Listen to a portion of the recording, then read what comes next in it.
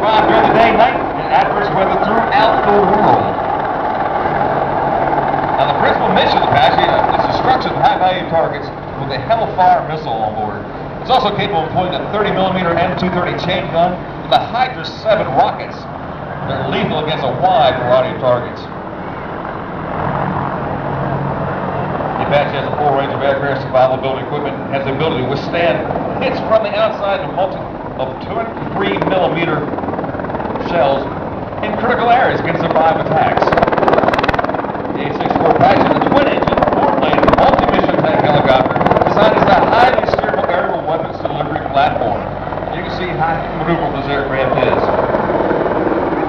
Now, it's a tandem seat. If you look, the pilot sits in the front and the back, the pilot sits in the rear, and the co-pilot or the gunner is located in the front position.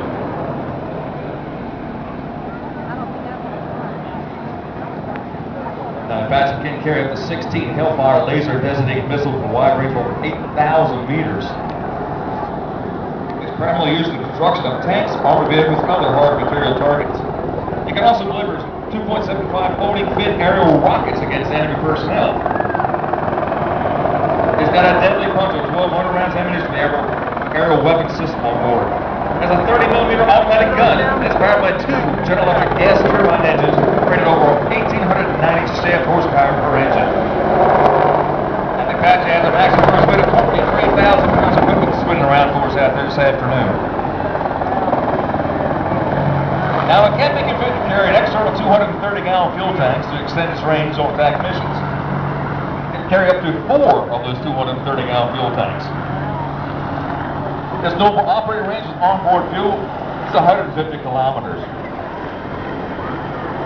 Now, with one external fuel tank, it ups it to 300-kilometer radius fuel range of the helicopter. And yes, it is transportable to C-5 or the C-17 from aircraft parked right behind the Mountain Standard Show Center.